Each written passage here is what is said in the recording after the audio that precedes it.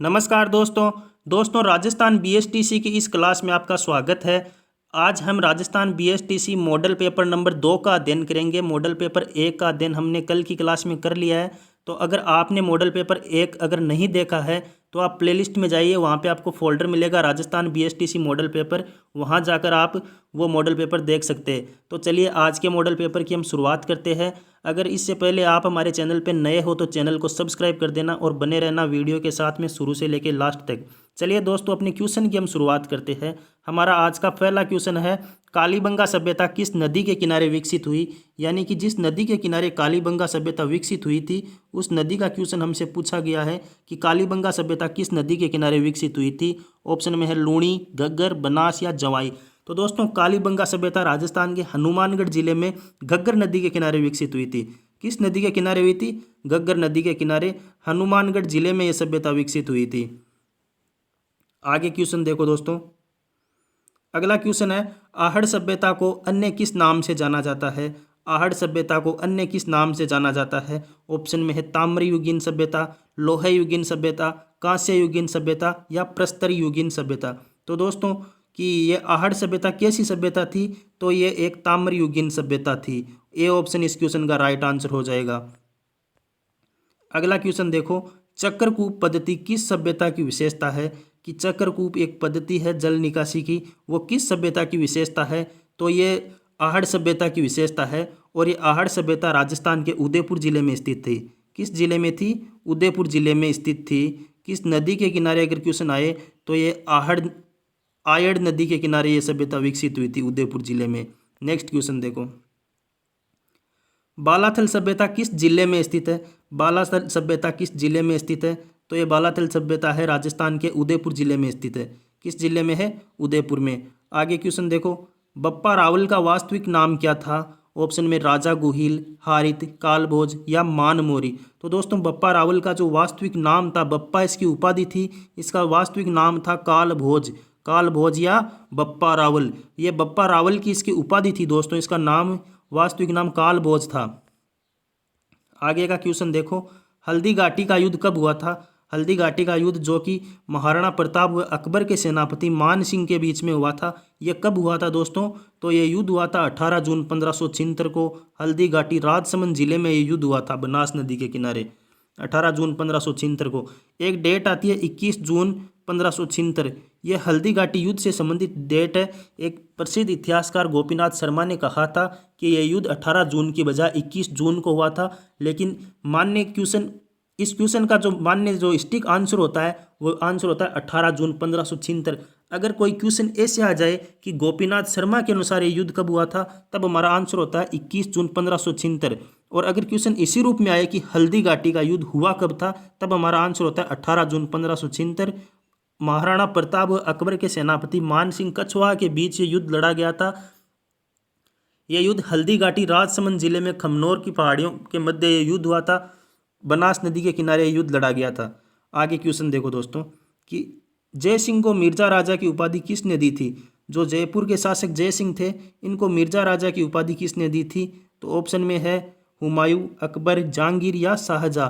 तो जय सिंह को मिर्जा राजा की उपाधि दी थी शाहजहां ने। किसने दी थी? शाहजहां ने। नेक्स्ट क्वेश्चन, राजस्थान के इतिहास का पितामह किसे कहा जाता है? ऑप्शन में महाराणा कुंभा, सवाई जय सिंह और कर्नल टोड या श्यामल दास।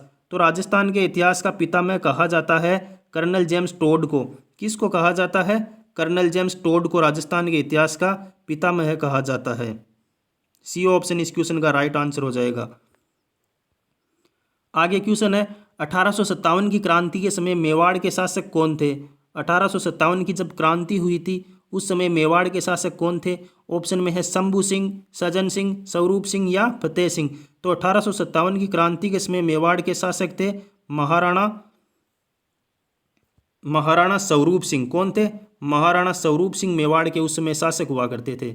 नेक्स्ट क्वेश्चन है, गंटियाला शिलालेख किस राजवंश से संबंधित है? गंटियाला शिलालेख जो कि गंटियाले गांव जोधपुर में स्थित है, वो किस वंश से संबंधित है? यह क्वेश्चन आया कि गंटियाला शिलालेख किस राजवंश से संबंधित है। तो ये जिस राजवंश से संबंधित है वो है प्रतिहार राजवंश। गुर्जर प्रतिहार राजवंश से इसका संबंध है। घंटियाला शिलालेख घंटियाली गांव जोधपुर जिले में स्थित है। आगे क्वेश्चन देखो दोस्तों, अगला हमारा क्वेश्चन है कहाँ की हवेलियां अपने भित्ति चित्रों के लिए विख्यात है? विख्यात या प्रसिद्ध है, तो कहाँ की हवेलियां है? तो ऑप्शन में है जैसलमेर, बीकानेर, मेवाड़ या शेखावाटी। तो भित्ति चित्रों के लिए प्रसिद्ध हवेलियां हैं शेखावाटी की हवेलियां। शेखावाटी की हवेलियां भित्ति चित्रों के लिए प्रसिद्ध है। नेक्स्ट क्वेश्चन, प्रसिद्ध कलाकार जानकीलाल बांड का संबंध किस जिले से था? तो जो जानकीलाल बांड एक प्रसिद्ध कलाकार थे, उनका संबंध किस जिले से था? तो भीलवाड़ा जिले से था। नेक्स्ट क्वेश्चन, अगला क्वेश्चन है अचलदास खींचीरी वचनिका के लेखक कौन है? अचलदास खींची जो कि गागरोन के शासक हुआ करते थे, उनके ऊपर एक ग्रंथ लिखा गया अचलदास खींचीरी वचनिका। ये किस इतिहासकार ने लिखा था? तो ये ग्रंथ लिखा था शिवदास गार्डन ने। किसने लिखा था दोस्तों? शिवदास गार्डन के द्वारा लिखा गया था। नेक्स्ट क्वेश्चन है आना सागर झील का निर्माण किसने करवाया? आना सागर झील का निर्माण, आना सागर झील है कहाँ स्थित? तो ये राजस्थान के अजमेर जिले में स्थित है। कहाँ है? राजस्थान के अजमेर जिले में स्थित है आना सागर झील। और इस झील का निर्माण किसने करवाया? तो इस झील का निर्माण अर्णोराज चौहान के द्वारा करवाया गया। अर्णोराज चौहान, जिन्हें आनाजी चौहान भी कहा जाता है। नेक्स्ट क्वेश्चन, सोनी जी की नसियाँ किस जिले में स्थित है? वैसे देखो दोस्तों, आपको पता होना चाहिए कि सोनी जी की नसियाँ है क्या। तो सोनी जी की नसियाँ एक जैन मंदिर है। क्या है? जैन मंदिर। ये एक जैन मंदिर है। किस जिले में स्थित है? तो ये राजस्थान के अजमेर जिले में स्थित है। किस जिले में है? अजमेर जिले में है। नेक्स्ट क्वेश्चन, वागड़ की मीरा के नाम से किसे जाना जाता है? वागड़ की मीरा के नाम से किसे जाना जाता है? तो देखो दोस्तों, जो वागड़ का इलाका आता है, जो एरिया आता है, वो कौन सा है? तो वागड़ का एरिया पहले देखो, वागड़ का एरिया है बांसवाड़ा,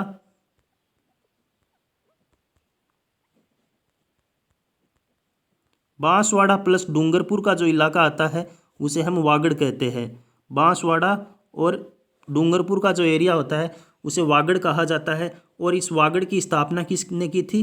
तो इसने यहाँ के एक शासक थे जिनका नाम था महारावल उदय सिंह, उनके द्वारा वागड़ की स्थापना की गई थी। तो देखो हमारा क्वेश्चन यहाँ पे ऐसे है कि वागड़ की मीरा के नाम से किसे जाना जाता है? तो वागड़ की मीरा के नाम से गौरी बाई को जाना जाता है। कौन सी बाई को?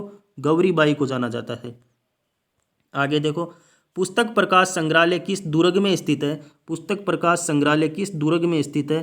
तो ये स्थित है मेहरानगढ़ दुर्ग जोधपुर में। किस दुर्ग में? मेहरानगढ़ दुर्ग जोधपुर में। इसकी स्थापना किसने की थी? जोधपुर के एक शासक हुए, मारवाड़ के शासक हुए, जिनका नाम मिलता है मान सिंह। क्या नाम मिलता है? मान सिंह। इन मान सिंह ने जोधपुर के मेहरानगढ़ दुर्ग में पुस्तक प्रकाश संग्रहालय की स्थापना की थी। नेक्स्ट क्वेश्चन, आगे क्वेश्चन है 32 खंभों की छतरी किस दुर्ग में है? 32 खंभों की छतरी किस दुर्ग में है? तो ये छतरी रणथंभौर के दुर्ग में स्थित है। इस छतरी का निर्माण हमीर देव चौहान के द्वारा अपने पिता की स्मृति में करवाया गया। इनके पिता का नाम मिलता है जय सिंह माँ, जय सिंह माँ या जय सिंह चौहान।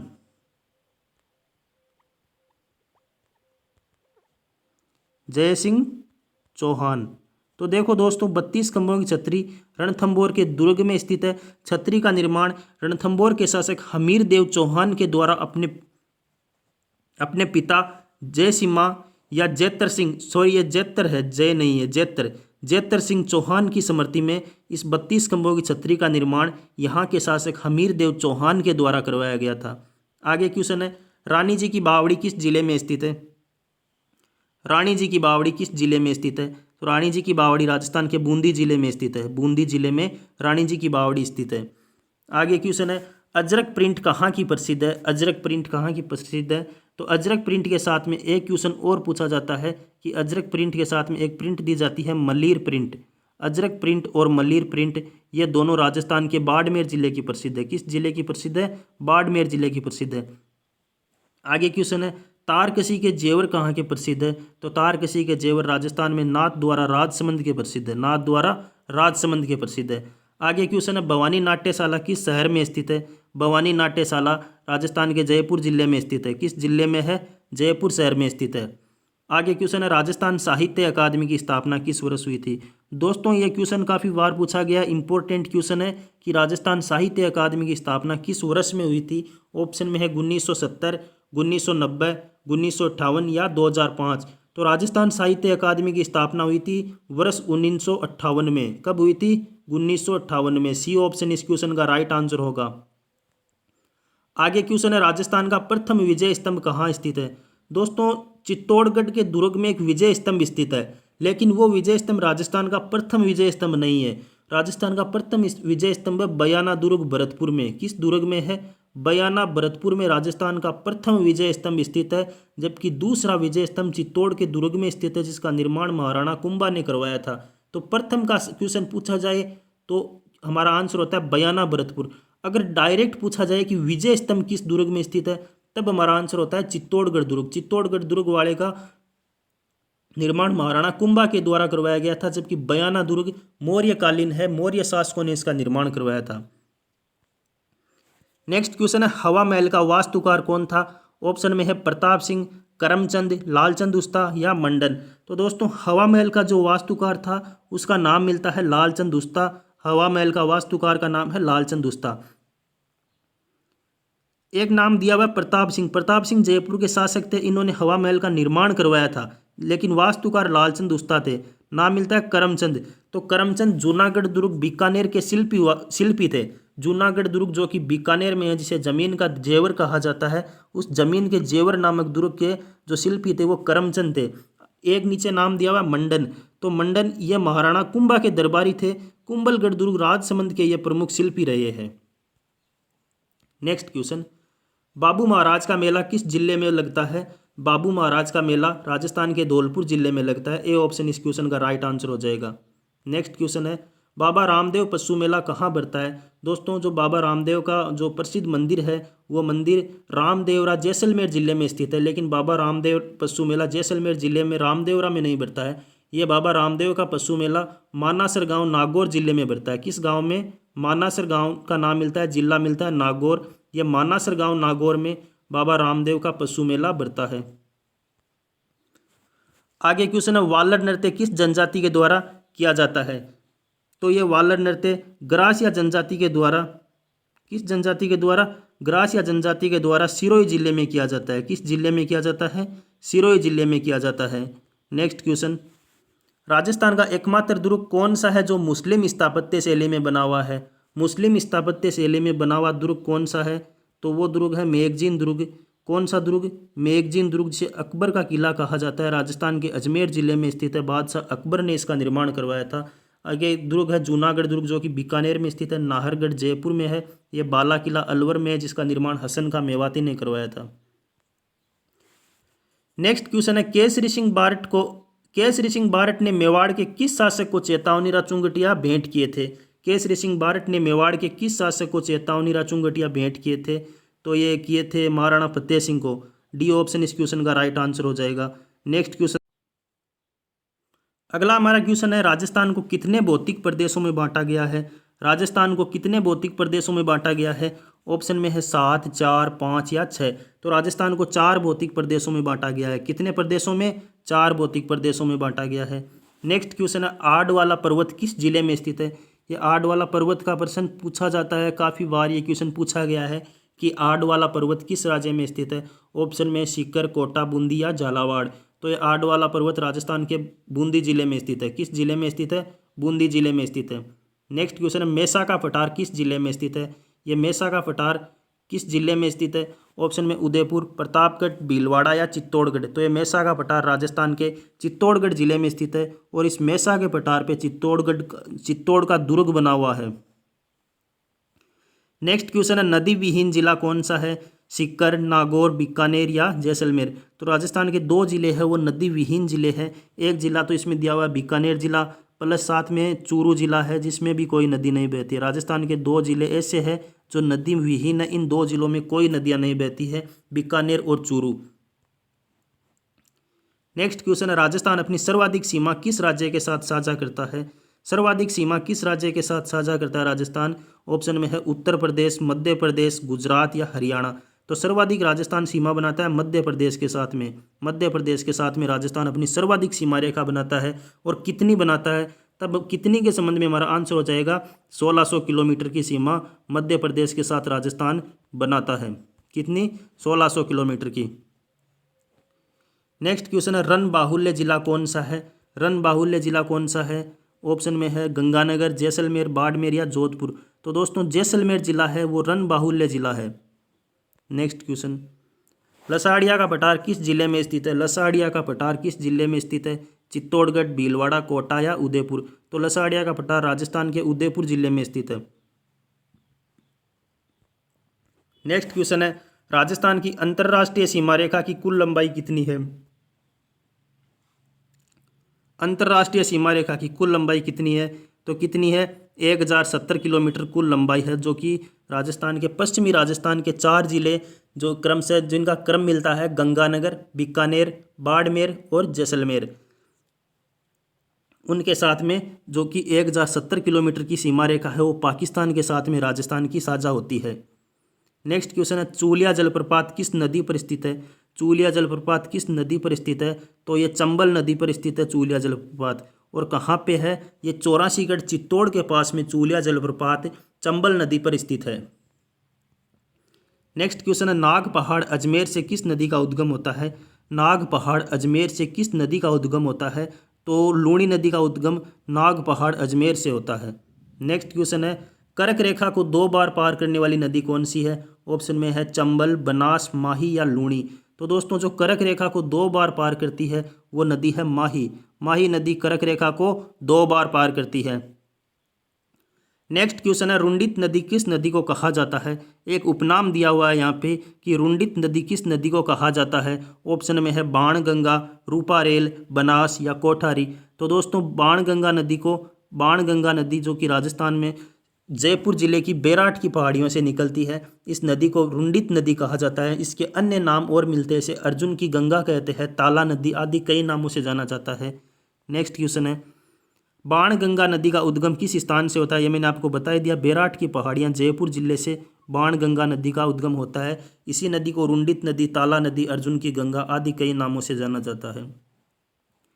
नेक्स्ट क्वेश्चन है उदयनाथ की पहाड़ियाँ किस जिले में स्थित है? उदयनाथ की पहाड़ियाँ किस जिले में स्थित है? ऑप्शन में है उदयपुर, अजमेर, अलवर या कोटा। तो दोस्तों उदयनाथ की पहाड़ियाँ राजस्थान के अलवर जिले में स्थित है। किस जिले में स्थित है? अलवर जिले में स्थित है। नेक्स्ट क्वेश्चन है उदयनाथ की पहाड़ियों से कौन सी नदी निकलती है? उदयनाथ की पहाड़ियाँ राजस्थान के अलवर जिले में स्थित है और इन पहाड़ियों से कौन सी नदी निकलती है? ऑप्शन में है साबरमती। साबरमती नहीं होगा, साबरमती खमनोर की पहाड़ियाँ अरावली की पहाड़ियाँ उदयपुर जिले से निकलती है। साबी भी नहीं होगा, साबी मनोरपुरा की पहाड़ियों से निकलती है। कांतली नहीं होगा, ये खंडेला की पहाड़ियाँ सीकर जिले से निकलती है। तो बची कौन सी? रूपारेल नदी उदयनाथ की पहाड़ियाँ अलवर जिले से निकलती है। तो इसका राइट आंसर हो जाएगा डी ऑप्शन, रूपारेल नदी उदयनाथ की पहाड़ियों से निकलती है। तो दोस्तों ये थे अपने मॉडल पेपर के टॉप 45 क्वेश्चन। आपको कैसे लगे कमेंट करके जरूर बताना। पसंद आए तो लाइक करना, कमेंट करना और चैनल को सब्सक्राइब करना। थैंक यू दोस्तों।